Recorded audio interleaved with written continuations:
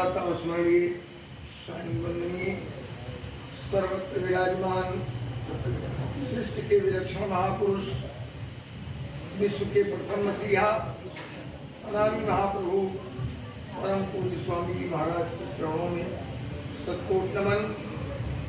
आज बनारस की इस ऐतिहासिक पावन भूमि पर परम पूज्य स्वामी जी महाराज के आम सत्संग प्रारंभ करने की तारीख की पूर्व संध्या बेला पर पधारे हुए सभी परम आदरणीय गुरु भाइयों गुरु बहनों धर्म प्रेमियों सबको हमारा सादर सत्प्रेम जय गुरुदेव। प्रेमी भाई बहनों, हमारे भाई माननीय डॉक्टर साहब ने कुछ सुनाने के लिए कुछ कसर नहीं रखा है। अगर उन बातों पर अमल किया जाए और उन बातों पर विश्वास कर लिया जाए तो हमारा आपका सब काम बन जाएगा। तो बहुत सुना जाए और इस कान से सुना जाए उस कान से निकाल दिया जाए, उसका कोई मतलब नहीं बनता। जो हम सब लोगों का विचार है, मूल लक्ष्य है, एक तरफ तो गुरु महाराज के इस सृष्टि से चले जाने का बिगुल चारों तरफ बज रहा है और दूसरी तरफ हमारे डॉक्टर साहब ने अभी जो बात बताई कि जिस बहन के लिए, निर्मला देवी के लिए मालिक ने यहाँ संगत के सामने ऐलान किया था कि बच्ची पूरी हो गई है और उन्होंने अपने जाते समय कि हमारे आप ही तो डॉक्टर साहब आप ही तो आए थे मिलने के लिए, ये डॉक्टर साहब जिसकी चर्चा अभी किया हमारे डॉक्टर साहब ने आपके सामने, यानी आपसे विमला बहन ने 3 बातें बारी बारी से डॉक्टर साहब है आप बड़ा जरा है आप इधर आते हैं नहीं लोग से कम जाने भाई इतनी जरूरी बात है और उसको कैसे आप लोग लिए नहीं कैसे काम चलेगा। जरा अपने मुंह से आप 1 मिनट फिर विमला दीदी ने क्या क्या आपसे कहा नहीं उतरे बता दें कि ये बातें कही 2-3 बातें ठीक है। ये डॉक्टर साहब है जिससे हाँ वो डॉक्टर साहब ने बताया आपके बारे में, आप से ही विमला दीदी ने बताया। फिर अपनी लड़की पूनम देवी छोटी बहन को वहाँ जो यही है राहुल की जो मम्मी है वही तो छोटी है, हाँ वो उनसे भी बातें बताई और उन्होंने भी बताया वे गुरु महाराज हैं और आएंगे अपना काम पूरा करेंगे। तो हमको आपको अब इससे बड़े किसी प्रमाण की जरूरत नहीं होनी चाहिए और मालिक के होने में किसी भी प्रकार की शंका संदेह करने की गुंजाइश बिल्कुल नहीं है। हम आप किसी की निंदा आलोचना न करें, किसी की बुराई न करें, सब लोग अपने गुरु भाई हैं। लेकिन जैसा कि डॉक्टर साहब ने बताया कि हमको आपको जो भी मिलेगा वो सिर्फ और सिर्फ अपने गुरु महाराज से मिलेगा, बाकी किसी से कुछ मिलने जुलने वाला नहीं है। बाकी सबका स्वागत है, सबका अभिनंदन है, सबका वंदन है, लेकिन अपने मालिक के वचनों पर एक एक वचनों को हमको आपको याद रखना है कि मालिक ने क्या क्या बातें कह रखी हैं और मालिक की वो बात याद रखनी है कि उन्होंने कहा कि ये सूरज पूरब की बजाय पश्चिम में निकले और पूरब में डूबे हो सकता है, होगा नहीं ऐसा, लेकिन कहा ऐसा हो सकता है। जमीन आसमान को चली जाए, आसमान जमीन पर चला आवे, ये हो सकता है, ऐसा भी नहीं होगा, लेकिन मालिक ने कहा कि ऐसा हो जाए। लेकिन बाबा जी ने जो भी बात मंच पर बैठकर खड़े होकर कह दिया उसमें से कोई बात झूठी हो जाए या वो बात न हो ये नहीं हो सकता है। तो कहा गया है कि गुरु के वचन प्रतीत न जेहि स्वप्न कौनो सिद्ध न तेहि। जिसको अपने गुरु के वचनों पर विश्वास नहीं है, वो कितना भी पूजा पाठ करे, कुछ भी करे, साधना करे, प्रचार करे, लेकिन गुरु के वचनों पर ही अगर विश्वास नहीं रह गया तो गोस्वामी जी महाराज कहते हैं कि स्वप्न में भी उसको किसी प्रकार की सिद्धि नहीं मिल सकती। तो हमको आपको मालिक के वचनों पर पूरा भरोसा रखकर और बराबर उन्होंने जो बता रखा है कि हम आप बराबर सुमन ध्यान भजन में, क्षमा कीजिएगा हमको बोलना इसलिए नहीं चाहते हैं कि भाई तरह तरह के लोगों के विचार हैं। हमारे कुछ भाई वक्ता लोग कहते हैं भाई भजन से क्या होगा, कोई कहता है शाकाहारी प्रचार से क्या होगा, कोई कहता है जय गुरुदेव कान में उंगली लगाने से क्या। बाबा जी ने कहा भजन तो हमारी टेट में। तो बताइए इसका मतलब ये है कि हम लोग सुमन ध्यान भजन न करें, बाबा जी ऐसे ही सब टेट से सबको दे देंगे। तो तरह तरह के विचार के लोग हैं। फिलहाल जो मेरा विचार है, गुरु महाराज कहते हैं कि भजन भजन भजन और कभी नागा मत करो। एक बार भी नागा, एक दिन भी नागा हो गया तो ये मन सैकड़ों को दूर चला जाएगा। तो इसलिए जो मालिक ने कहा है कम से कम 1 घंटा सुबह हम लोग अपने अपने घर पर अपने चारपाई बिस्तरे पर जमीन में चटाई गोरा डालकर बैठ करके 5 नामों को लिया, रूपों को याद किया, सूरज से प्रणाम किया और एक छोटी प्रार्थना करके कम से कम 1 घंटा, अधिकतम जितना समय दे सके कम ही है, लेकिन 1 घंटे से कम नहीं, अपने अपने घरों पर करें।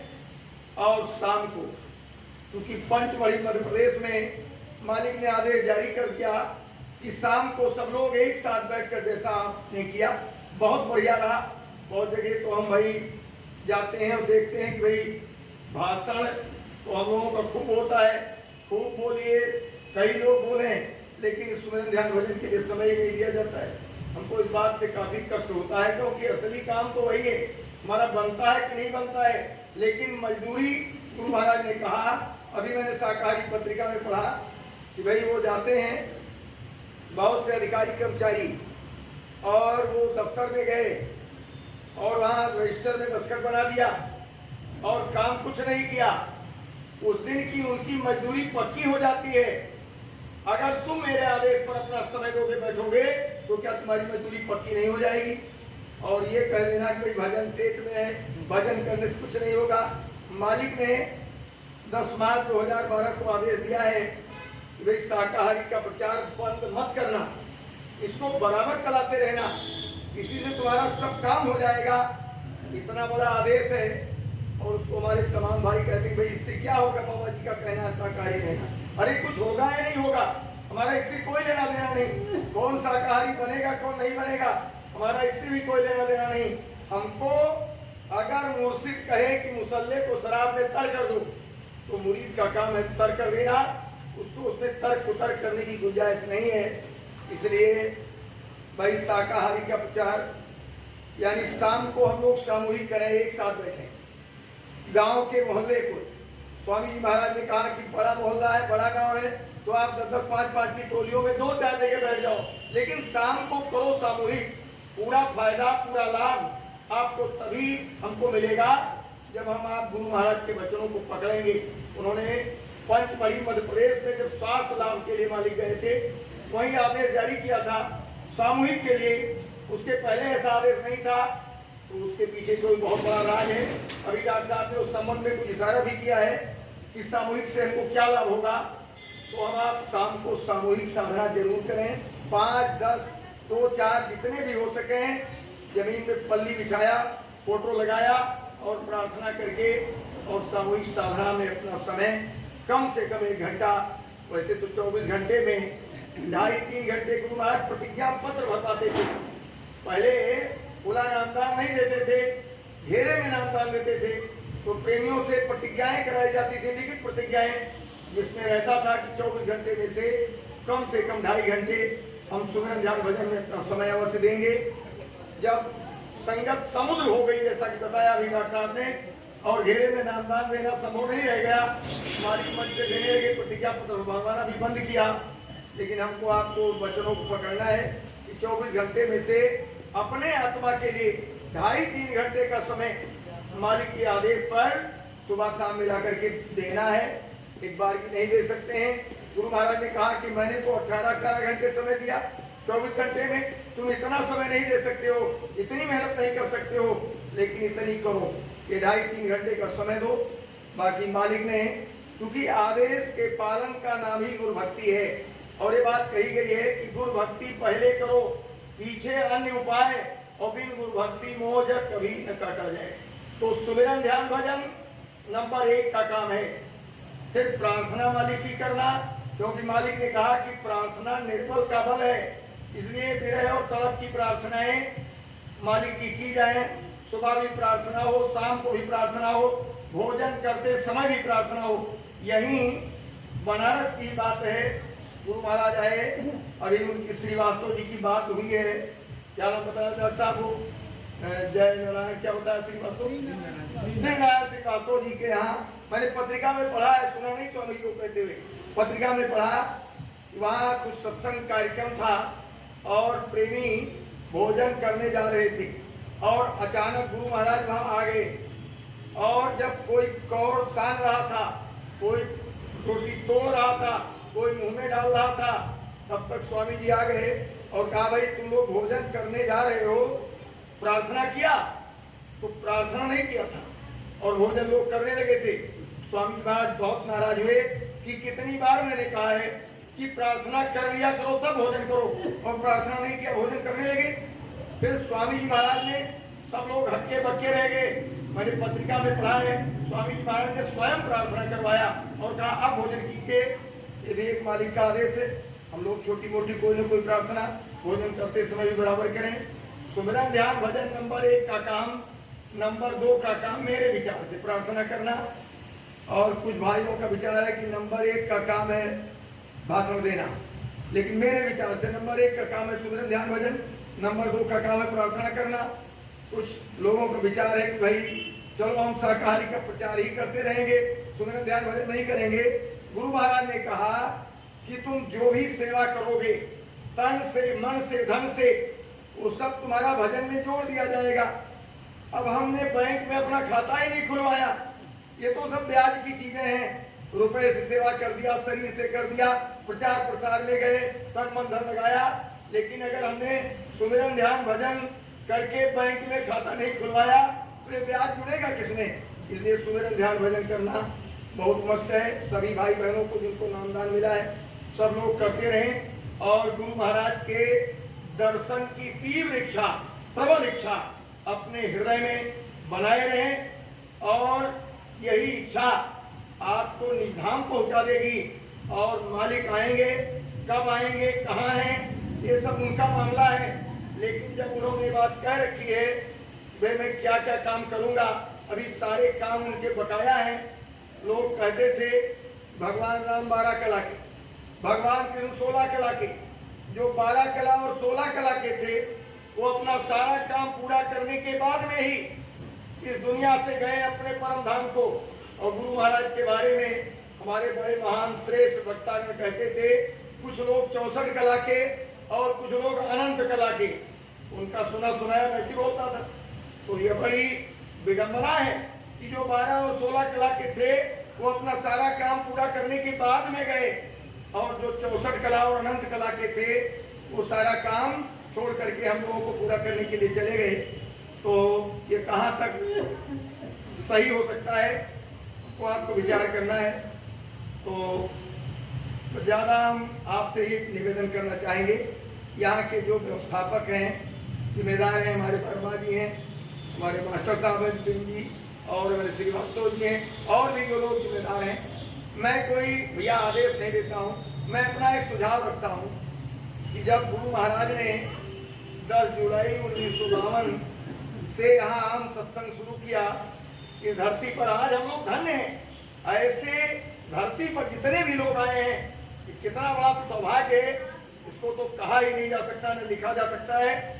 लेकिन मालिक ने जब अपना काम 10 जुलाई 1952 और 7:30 बजे शंभू जी गुरु महाराज के जो शिष्य थे, पुरुषों में प्रथम शिष्य, उनको साइकिल पर बिठा करके यहाँ आए अगली बाजार और यहाँ सत्संग 8 बजे से शुरू किया। तो मैं एक सुझाव या प्रार्थना रखना चाहता हूँ कि चलो शुरुआत इस बार हो रही है, बहुत अच्छी बात है, something is better than nothing, लेकिन अगली बार जब हो तो ये कार्यक्रम मेरा ऐसा विचार है कि भाई 10 जुलाई को 8 बजे शाम को जरूर हो, 10, 11 हो, 12 हो, जैसा हमारे व्हाट्सएप हैं, ये अपने आप 5 दिन का रखते हैं, वहाँ धौलपुर में भी प्रेमी 5 दिन का रखते हैं। अब सबकी अपनी अपनी व्यवस्था है, कोई जरूरी नहीं कि हम नहीं रखे, 5 दिन तो रखबे न करें, लेकिन बजाय 9-10 के हम कहते हैं 10-11 ही रखिए, लेकिन 10 को 8 बजे जो मालिक के बोलने का समय है, मेरा ये सुझाव है कि वक्ताओं के जो वक्तव्य है वो हों, लेकिन गुरु महाराज ही बोले 8 बजे रात्रि में, उनका जैसे भी व्यवस्था बन जाए बढ़िया, क्योंकि स्वामी जी महाराज ने जो सुनाया है उसके आगे हम लोग क्या सुनाएंगे, कौन क्या जानता है।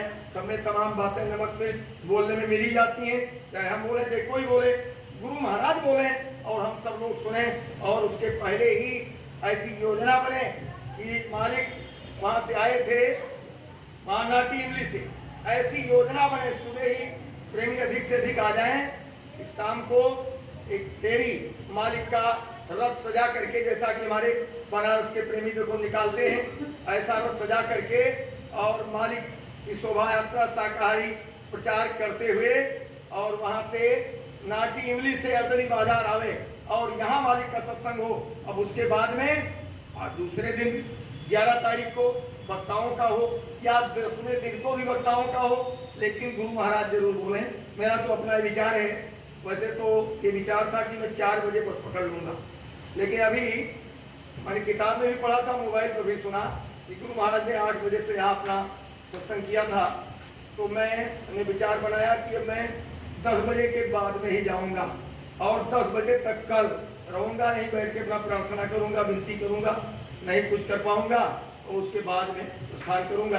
आप लोग अपने अपने सुविधा के अनुसार करें, हमारा कोई ये नहीं है, लेकिन आइंदा से बात ध्यान रखें कि मालिक बोले और वो कार्यक्रम 10 जुलाई को 8 बजे गुरु महाराज के प्रवचन का हो। और जगह जगह भी प्रवचन जो होते हैं उसमें भाई हम लोगों के तरह तरह के विचार हैं, कोई कुछ कहता है कोई कुछ कहता है, तो अगर गुरु महाराज ही बोले और हम लोग प्रार्थना करें, हम लोग साधन भजन करें और गुरु महाराज के संदेश को सुने तो कितना बढ़िया बात रहेगा। उसमें किसी को कोई शिकवा शिकायत नहीं रहेगी कि कौन क्या कह दिया कौन क्या कह दिया। तो ये मतलब हमारा एक सुझाव है। तो इन्हीं शब्दों के साथ मैं अपनी बात को